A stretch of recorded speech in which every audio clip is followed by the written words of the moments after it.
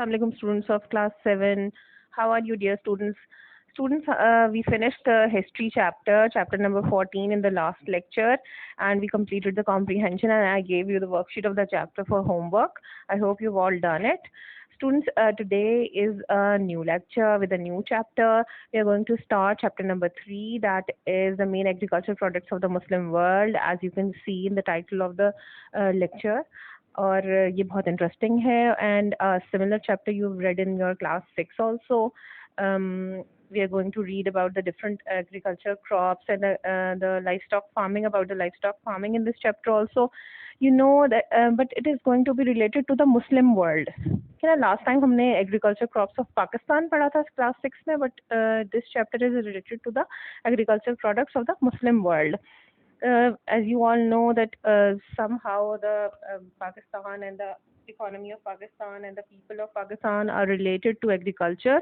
More than 70% of the population is related to agriculture somehow. या तो livestock farming में involved हैं, या फिर land में agriculture crops की growth में involved हैं.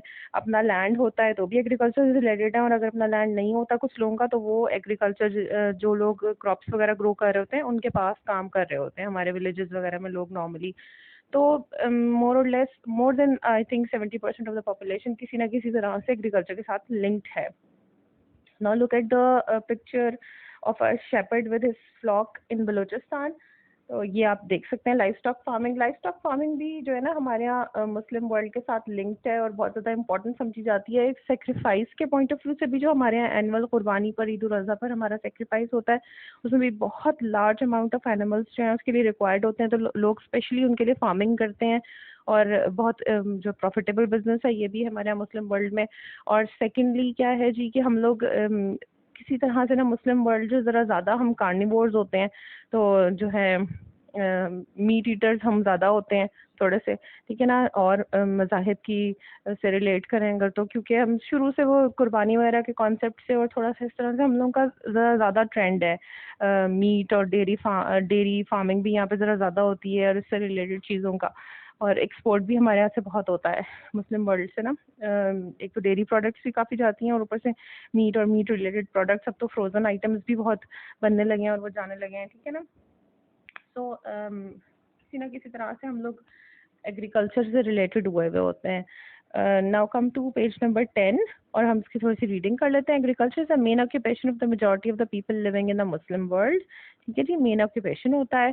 These countries produce variety of agriculture products for their own use and also for export भी हो रहा है और हमारे अपने इस्तेमाल के लिए भी आ रहा है. तो the next topic is about wool. This chapter is very important with the point of view of objective portion of your paper. So आपने इसको ना underline करते जाना है important चीज़ों को, और ये worksheets में और आपके objective portion of your paper में काफ़ी सारा आ जाता है इस chapter में से. Wool is perhaps still the best textile for ordinary clothing, especially in temperate climates. ठीक है जी, टेम्परेट क्लाइमेट्स में थोड़ा सा ठंडा जहाँ पे होता है वहाँ पे वूल को एक इम्पॉर्टेंट क्लोथिंग का टेक्सटाइल के लिए इम्पॉर्टेंट है बढ़ाना. ये woolen cloth contain many small pockets of air which keep the body warm. आपने देखा होगा थोड़ा सा उसके अंदर पॉकेट्स सी होती हैं, ठीक है ना. आपके knitted स्वेटर्स और वुलन आपके क्लोथ्स जो होते हैं उनको थोड़ा सा स्ट्रेच करें तो उसके बीच में से वेंटिलेशन के लिए पॉकेट्स होती हैं. If it is crushed, it quickly returns to its original state. Some of the highest quality wool in the world comes from sheep in Kazakhstan. इसको underline कर लीजिए, it's important.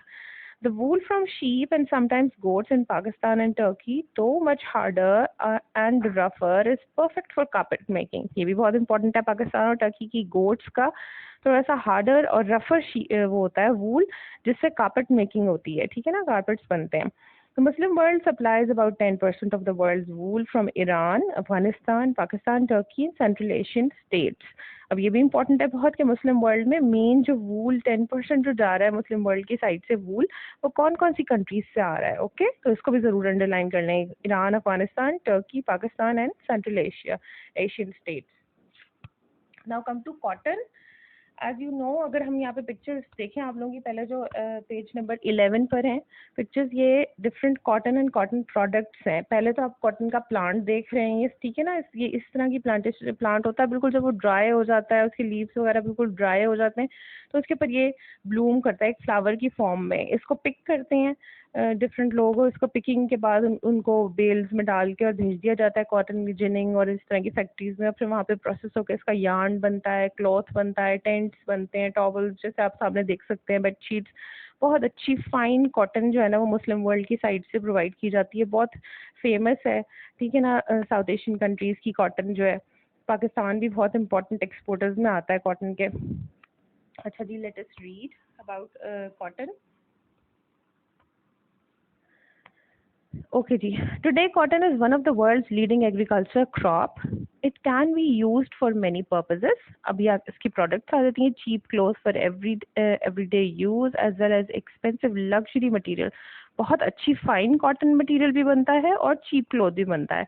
It can be made into the thinnest and finest of the fabrics or into heavy canvas for tents and sails. Okay.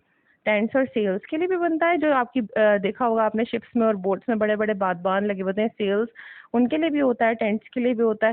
It is comfortable to wear in hot climate as it rapidly absorbs moisture released from the body as sweat. आपको पता है गर्मियों में सबसे comfortable कपड़ा to wear is a cotton cloth because it absorbs the moisture release from our body. Sweating जो हमारी होती है उसको एब्जॉर्ब कर लेता है और बॉडी को इचिंग से बचाता है. Because of its ventilation quality, इतने अच्छी इसके अंदर से वेंटिलेशन होती है. इट इज़ ईजिली डाइड, बहुत आराम से डाई हो जाता है, and washed, and unlike wool it can be boiled to kill off any germs.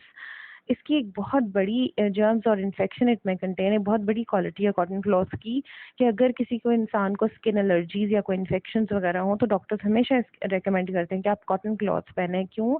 क्योंकि इसकी बहुत ईजिली जो है ना इसको डिसइंफेक्ट किया जा सकता है, बॉयल कर सकते हैं कॉटन क्लॉथ को आप किसी भी इसके अंदर डिटॉल के किसी भी लिक्विड के अंदर डाल के और उसके अंदर से जर्म्स को ख़त्म कर सकते हैं.